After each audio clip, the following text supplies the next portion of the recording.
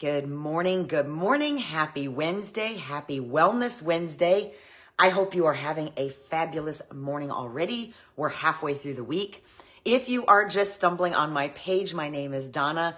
I am a mom, a nana, a runner, a jazzerciser, a wellness advocate, and I am studying for my Master of Science in Clinical Mental Health Counseling. Not a counselor yet. I'm also the part-time program director for my local affiliate of NAMI, which is the National Alliance on Mental Illness. And I started Wellness Wednesday because I have had a lifelong battle with anxiety and depression.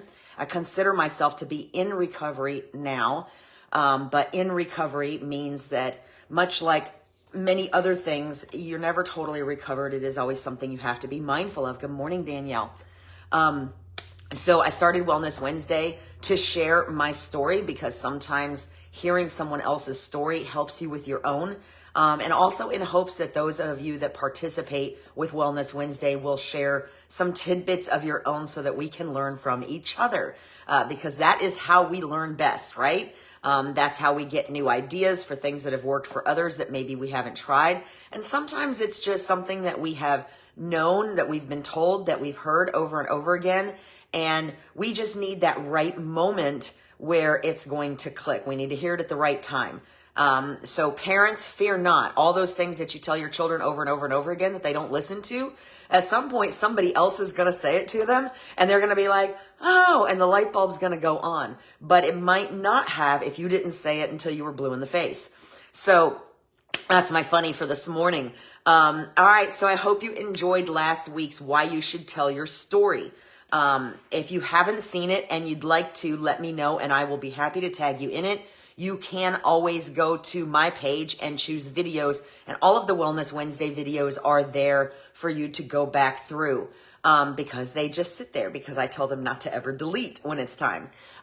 So if you enjoyed it, wonderful. If you found it helpful. If you didn't, my computer just went to sleep and I need it on just in case.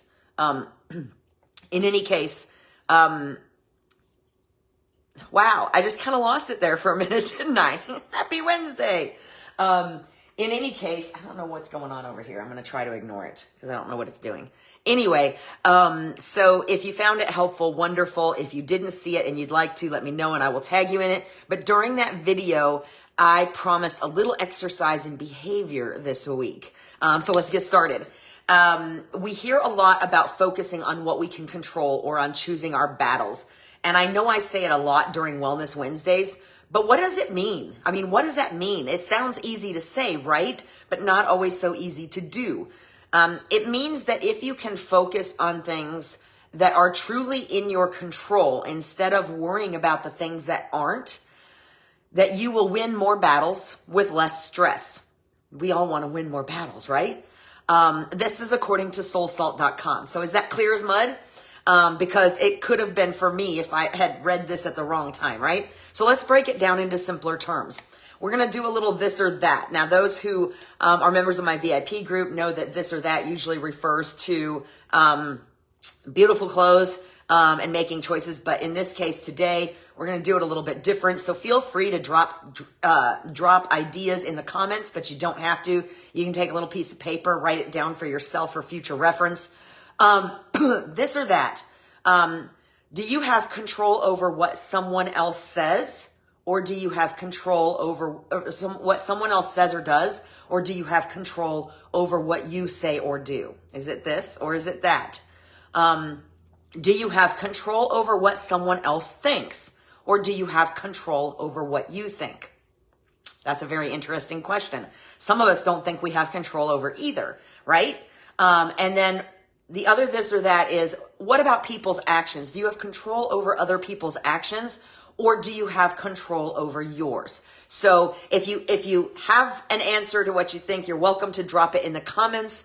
Also, I forgot to say, if you're here, let me know you're here. If you don't see this till afterwards, hit hashtag replay, drop a comment, ask a question, whatever, so that I know you saw it. So those are our little this or that's for today. Do you have control over what someone else says or does, or do you have control over what you say or do? Is it both? Is it neither? What is it for you? Do you think that you have control over what someone else thinks? or do you have control over what you think? And do you think that you have control over other people's actions, or do you think that you have control over your actions? In most cases, in these, in all three of these situations, we might think we have control over both, or we might think that we have control over what someone else is doing or saying, or thinking, but really we only have control over what we are doing or saying or thinking. So basically it's your thoughts and your behavior that are in your control. And that's it. I know that's really hard because I don't know about you, but for me, I've kind of been a control freak most of my life, and I have no problem admitting that. And I was frequently the biggest problem I had, and a lot of what led to my anxiety, was me trying to control things that I had absolutely no control over. So a little exercise that I learned from a NAMI class that I'm actually going to be teaching in March, or start teaching in March. It's an 8-week class, is called, Is It a Behavior? And this is that little behavior exercise that I've hinted at for the last couple of weeks. So this is a quick exercise to help determine if it's a behavior, and that means you have control or not. So the question that I'm going to ask you is, can you do it in a corner for 2 minutes? And this is going to seem really simplistic, but sometimes it's quite the eye-opener, really.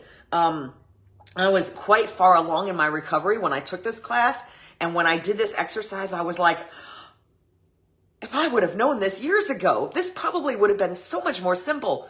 And the truth is it probably wouldn't have been, because, excuse me, it's the pollinating, y'all. The pollinating is happening. Because several years ago, I probably wasn't ready to hear it or comprehend it, as simple as it seems. So, jump rope. Can you go in the corner and jump rope for 2 minutes? Yes, you probably can. So again, these are things that you can drop a comment if you want, or just make little notes to yourself for later. Can you go in the corner and jump rope for 2 minutes? If you can, then that's a behavior, and that means it's something that you can control. Can you speak nicely to a friend or family member? Even if it means, yes, that's exactly right, Danielle, and I can't see your whole comment. And we certainly do try to control other people's reactions and what they say. But you're absolutely right. We can only control ourselves and our actions and reactions. You're spot on. Thank you for that. Okay, so behaviors. Can you jump rope in a corner for 2 minutes? Can you speak nicely to a friend or family member in a corner for 2 minutes? Sort of. Maybe not in a corner. You might look weird if you're like, hold on, I gotta go over to this corner here, and I gotta speak to you from here. But you get the idea. You can speak nicely to or about a friend or family member in the corner for 2 minutes. Can you eat a banana in the corner in 2 minutes? You probably can. Can you stop someone else from yelling at you in the corner for 2 minutes? This is interesting because there are ways, but it depends on your reaction. Like you just said, Danielle, it depends on your reaction. So really the only way you can stop someone from yelling at you in the corner for 2 minutes is if you do what you do, you control your behavior, which is, okay, I can't hear this right now. I'm not okay with being yelled at. So I'm going to go to the corner for 2 minutes. You see what I mean? So really that's not a behavior you can control because you can't do it in the corner for 2 minutes, short of, and again, this is a gray area, short of walking away from them and going to the corner for 2 minutes. And that's okay. That is a perfectly acceptable way to stop someone from yelling at you. Can you get a job or lose weight in the corner in 2 minutes? No, you absolutely cannot. So this is one of those, again, this is another gray area where this is an outcome that isn't controllable. Losing weight is not always within our control.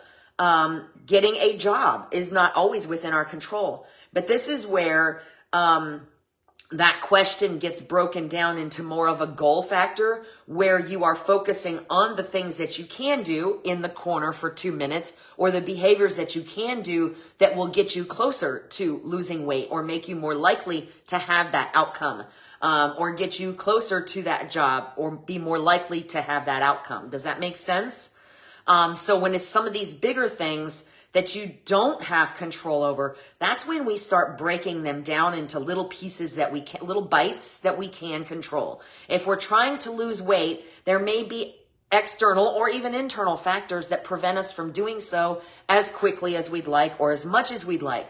But we can still break that down and take little behavior steps that we can do in a corner for 2 minutes that will get us closer to that end result, right? Does that make sense?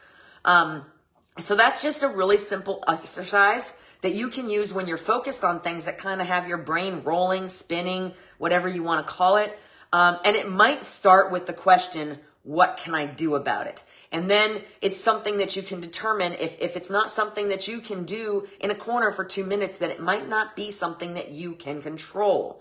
And then that means that maybe you need to step back and look at it and think about it a little bit and determine whether or not A, it's worth your time worrying about, or B, if you can't control it, or B, if you can take a small behavior and change the way it looks for you.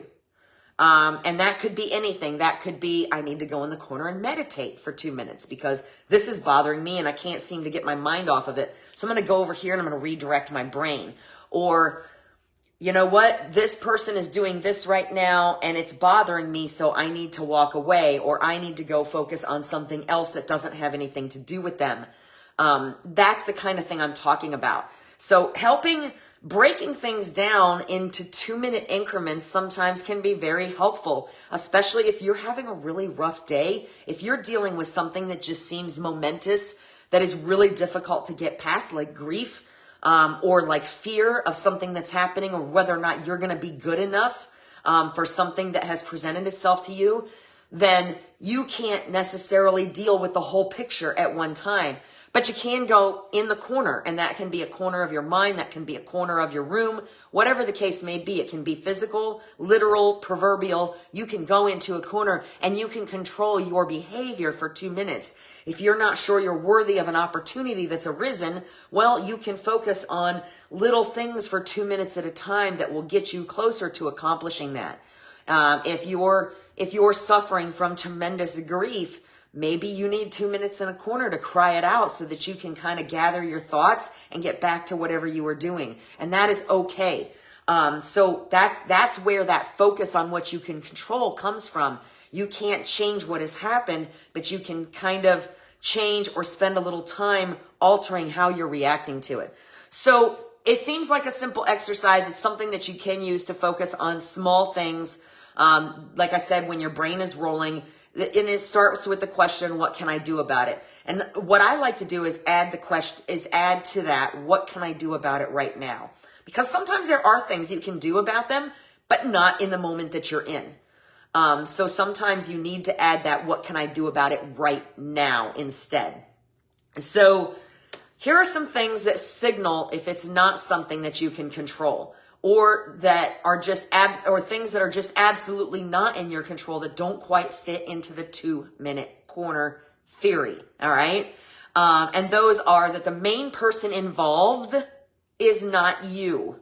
So I'm going to pick on my daughter for this example. You know, when she was about 19, I think is when she moved out, and I drove myself nuts wondering how she was. It was very difficult for me to kind of step back as a mother and let her be an adult. It turned out that her moving out was probably the best thing that ever happened for either of us, because at 19, she needed to learn to operate without the safety net, if you will, and I needed to learn to back off of her and let her be an adult. And it changed our relationship for the better tremendously.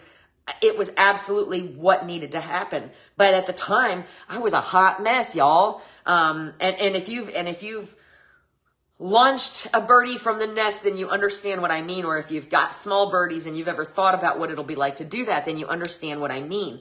But if they're doing things, they're the main person involved. They're an adult. You can't control what they're doing, right? And sometimes as parents, that drives us absolutely bonkers.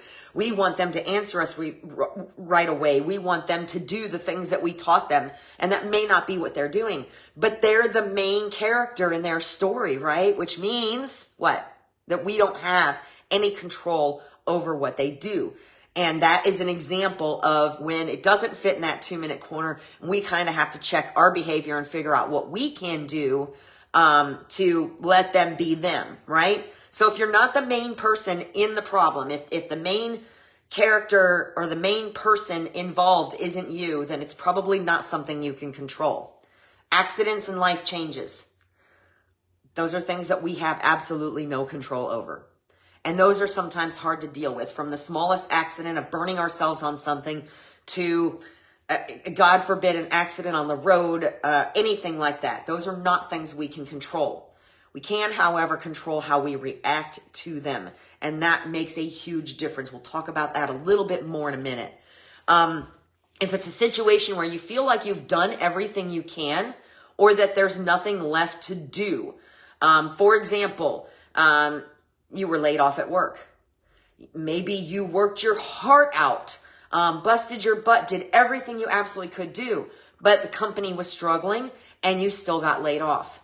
That you can't control. All you can control is how you respond to it and what you do going forward. For example, you can wallow in the fact that you've been laid off from your job, or you can do what I did many, many years ago, and you can walk up to a person from another business or organization who's there at the time you're getting laid off and say, hey, I just got laid off. I need a job. I actually did that way back in my retail grocery days. There was a local store that was going out of business very slowly and painfully, but they were basically going out of business. And I had made it through the first round of layoffs, but I did not make it through the second round of layoffs. And I was getting ready to go on my lunch break when I had been told that I would be laid off at the end of the week. And to their credit, they told us ahead of time. We knew it was coming. I was able to finish out the week. And then I was able to collect unemployment. However, I could have done a few things. My behavior could then have been such that I lost my noodle a little bit and that I wallowed and that I went home and was depressed for weeks and didn't try to find anything else and just kind of rolled around and marinated in the fact that I'd been laid off. Or I could have collected unemployment for as long as humanly possible and use that time to do whatever and not maybe actually look for work. Good morning, Miss Rachel. Nice to see you. Or I could do what I did, which was at the time, because everybody knew this grocery store was closing, managers from other grocery stores were coming in, and I worked in the bakery at the time. Managers from other grocery stores were coming in and they were checking out the product that we were carrying to see what they could pick up and what they could replicate when the store closed to help draw customers to theirs. And I knew who they were.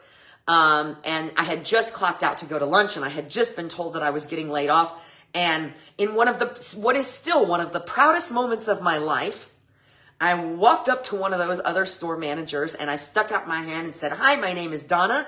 I know you're from, and we'll leave the names out of it, even though one of them is closed completely now. I stuck out my hand and I said, my name is Donna and I know you're with X. And I just found out that I'm not going to get through the second round of layoffs, which means I'm going to need a job. And this man was so stunned at my, I don't want to say the word I'm going to say because it's probably not appropriate. He was stunned at my assertiveness. Listen, I think I was stunned at my assertiveness too, because it wasn't normal for me to do things like that. But all I could think of was that I needed a solution. So I walked up and I stuck out my hand and I said this, and he looked at me kind of surprised for a minute. And then his face kind of turned into a little bit of a smirk and then a grin. And he said, when you get off work, you come down and you see me and you fill out an application. I have a job for you. So again, that's an example of how I couldn't control. You can't control if you're laid off from work, but you can control how you respond to it. So other things that may not be in your control or may not fit in the 2-minute corner. The story you tell yourself. I have a friend, haven't seen them in a while, but kind of a mentor too, somebody that I really respected. And their house burned down. And one thing that was never lost on me anytime I talked to this person was that he was still smiling and he was still jovial and he wasn't walking around with doom and gloom on his face, which was hard for me to imagine at the time because I was so filled with anxiety all of the time and still fighting with depression on a regular basis that I couldn't imagine how somebody could have something so big happen to them, such a big deal, their whole house just ashes on the ground. I just could not fathom how they could be so jovial and so seemingly happy-go-lucky. And it's because he knew that he couldn't control it. That was not anything that he could have done anything differently to keep it from happening. That it was beyond his control. And instead of focusing on the doom and gloom of what happened, he focused on what was the next thing. He was looking for problems instead of solutions. So as much as he was sent topsy-turvy by the fact that his house just went up in flames, and it not only went up in flames, but y'all, it was on the front page of the paper. Oh my gosh. So it was front and center for everybody to see. But he was just like, there's nothing I can do about it. So what do I have to focus on? I have to focus on getting the insurance paperwork in and doing the things that will allow me to rebuild the house. Kind of the same idea as the layoff situation I just told you about. If it's something that if you can't control a house fire, even if it might have been something that you did, the damage is done and there's nothing that you can go backwards and change, right? So these are the kinds of things that we don't have control over those things. We only have control over how we respond to them.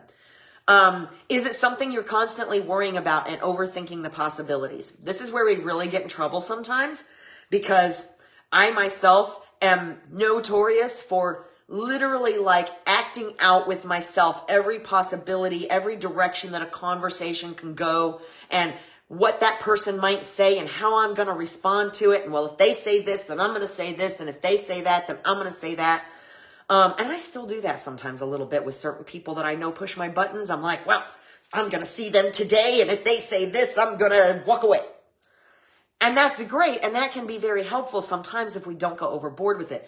But when we go overboard with it and we're just constantly worrying about it, and we're talking not just minutes, but hours and days where we're replaying this, what does it do? It freezes us. It keeps us from moving forward or focusing on anything else.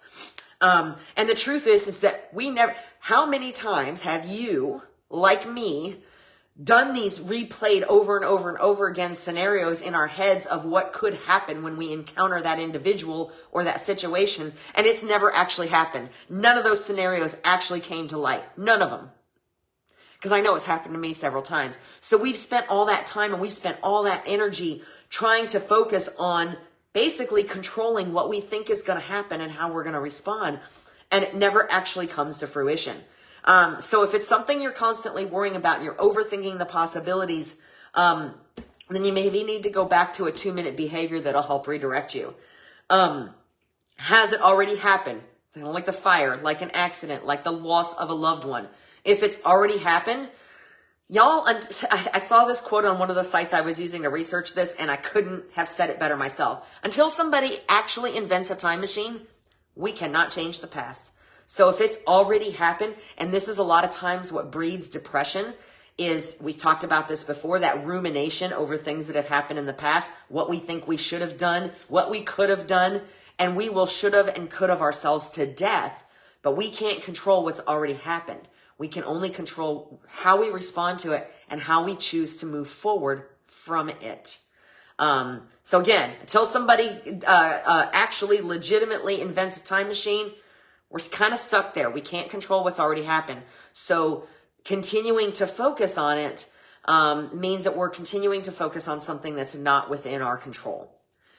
Is it fair? This is another big one of things that we try to control. I am about as fair-minded as they come. Because of the way I grew up, I am very sensitive to when I don't feel like people are being treated fairly, when things I don't feel like are happening fairly. But the sad fact is that life is not fair. And that's not something we can control. What we can control is how we respond to it. If there is injustice happening, we have the opportunity to stand up and to affect change in the right situation, depending on what it is. And we have the option to try to treat other people as fairly as possible, or situations as fairly as possible, whatever the case may be. But we cannot control whether fairness happens. We can only control whether we follow fairness and justice. And sometimes that just doesn't work. Sometimes it's not possible. So those are some of the things that signal it's not something that's in your control, or that are just absolutely just maybe they could be, but they don't quite fit in that 2-minute box. And maybe it's more of a two minute at a time approach, like the fire situation, where you can't control that the fire happened. It doesn't do any good to ruminate over it. So what's the next thing that you can focus on that's going to move you further down the road from that incident? All right, so final thoughts and things that we can absolutely control. We can control our attitude. If we're stuck in traffic, we can sit there and listen to the radio and pray that it moves along quickly. We can text our boss or our coworker or whatever and say, hey, I'm stuck in traffic. I'm going to be a little bit late. Or we can scream out the window obscenities and fly the middle finger and all those things and make it difficult for everyone else around us and amp ourselves up even more. So that's just a layman's example, but you see my point. We can control our attitude about something. We can absolutely control our effort. If we're presented with an opportunity and we're worried about whether or not we're going to be good enough to do it, we can spend all of our time worrying about it and pacing and thinking of all the things we should be doing, or we can take a tiny little 2-minute bite off and we can put in the effort. And 99% of the time, if we're putting in 100% effort all the time, that's all we can do. That's all we can do, and whatever else happens. But most of the time, if we control our effort and we're truly putting in 100% effort, then we're going to win a battle, right? We're going to become more confident. We're going to believe that we're worthy of that opportunity or whatever it is. So we can absolutely control our effort. Monday was a terrible day for me. I swear I was in wedding, people, party, hangover. And I didn't even drink that much, y'all. So I know it wasn't the alcohol. It's just something that happens if I eat too much of the wrong types of foods. So we had a family dinner, plus we had the wedding, and the food was awesome, but it was probably not nutritionally sound. Not enough water, just a little bit too much indulgence, not enough water, and a lot of people. And for me, I love all those people, but I need a break after a couple of days, right? So Monday, I kind of was in a fog all day. And I really didn't want to do anything. So I wasn't working on what I should have been working on maybe, but I was still working. I didn't just plop down on the couch and be like, screw this, I'm not doing anything today. I continued to work on little things that my brain could focus on so that I was still being productive, just maybe not. It was on things that needed to be done, just maybe not what I should have or what I thought I should have been working on that day. So it wasn't a totally lost day, but my brain just wasn't there, but I still gave effort. Maybe it wasn't a total 100%, but what I did work on that day got 100% effort. So again, we can control our effort. We can control self-care. We can't control genetics. Okay. We may have a family history of obesity, of heart issues, of mental health issues. We cannot control those genetics. However, there is scientific evidence that the more we control our diet and our exercise, can we negate those genetics? No, we can't. But we can certainly not feed them. We don't have to feed the genetics, is what I'm trying to say. So self-care is something we can control. If we know we've had too much peopling and we need to take a day where we're kind of low production, instead of going out and continuing to meet up with people, then that's a way that we could, that's a form of self-care, recognizing our limitations and taking a break when we need to. Diet and exercise, like I said, my family has all kinds of mental health, physical issues, medical issues running rampant through. But I know these things and I'm aware of these things and I know the things that I need to do to help keep that under control. Does it mean I'm going to live any longer? Does it mean I'm not going to suffer from these conditions? No. Does it mean that there's a possibility that I can prolong them or prevent them? Absolutely. Absolutely. Does it mean I might make it 10 more years after my grandmother did, before I have to look at blood pressure medication? If ever, absolutely. These are the kinds of things I'm talking about. So we can't control those things, but there is scientific evidence on all of those levels that there are things we can do that can minimize or slow down the processes or the side effects or whatever the case may be, depending on what you're looking at.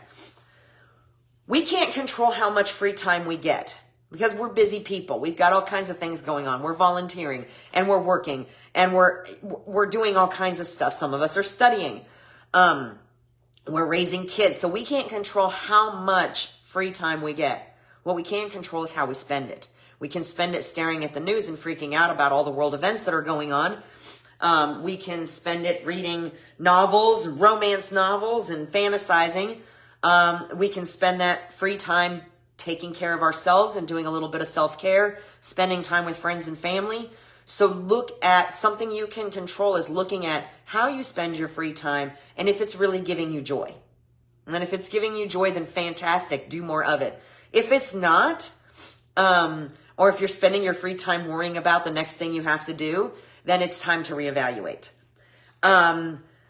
We can look for solutions instead of problems, like the other examples I gave, the being laid off, the friend's house burning down. Reverse engineering fits here too. We did a little exercise in reverse engineering a few weeks ago, where instead of looking directly for the solution, we looked at how to make a problem worse and then flipped that around to kind of flip the negative thinking and looked at ways to make it better. So that reverse engineering exercise can fit here, but basically looking for solutions instead of problems. Okay, I've been laid off from my job. What do I have to do next? Well, I got to brush up my resume. I got to get out there and see who's hiring. I got to talk to friends and see if they know of somebody that's hiring somebody with my skills. I need to go to CareerSource and see what kind of options they have. Those are the ways that we can control. House burns down. How can I get clothes on my back? Who can I reach out to? Red Cross. I need to get in touch with the insurance company. I need to learn about the process there so I'm ready to go through it and I'm on top of it. And then finally, things that we can absolutely control is affecting change. I know. What? I can affect change? What are you talking about? We can't, most of us are not going to affect change on a world level. And sometimes we want to, and so we kind of get stuck on that picture. And then we don't do anything because we don't feel like we can do that. When we're missing something really important, and I was actually just studying this again in classes, real change happens at home. So if you want to change the world, you want to solve all the world's mental health issues, and you are in recovery from a mental health condition, you can start by volunteering locally for organizations like NAMI. Because global change starts at home, and you can affect the most change at home by volunteering for an organization like NAMI to help other people with struggling through what you're struggling through right now.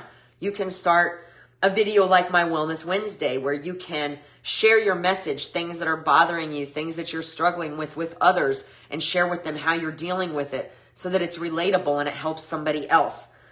So we cannot affect world change, but maybe we can with little 2-minute bites at a time. Make sense? So I hope you found that helpful. So when we say focus on what you control, those are the kinds of things we're talking about. Focus on your attitude. Focus on your effort, how you're taking care of yourself. If you're looking for solutions instead of problems, how you're spending your free time, and how you can affect change locally if that's something you really want to do. So I hope you found that helpful. I hope you liked the 2-minute exercise. If you find yourself applying that over the next couple of days and everything you're looking at, let me know. Let me know if you found it helpful. Drop a comment. Excuse me. Whew. We cannot change the pollen, but we can change how we react to it. But let me know if you find that you use that little 2-minute exercise or whatever. Drop a comment, shoot me a message, let me know. And if you found this helpful, share it, please. Whether you share it in somebody's messenger or share it on your page so that they see it. If you found it helpful, share it just because somebody then might see it that does. And if you have any topics you'd like to see me cover in the near future, please let me know. Send me a message. I'd love to learn. I'll do a little research, see where I can work it in, see what kind of a spin I can put on it. The only thing I ask is no politics, no negativity, because a lot of the topics we cover start out negative anyway, right? So again, I hope you found this helpful. I hope you have a fabulous Wednesday. Not sure what we're going to talk about next week yet, but I'm working on a couple of things. And sometimes they just come to me. So again, thank you so much. Have a fabulous Wednesday. And most importantly, be well.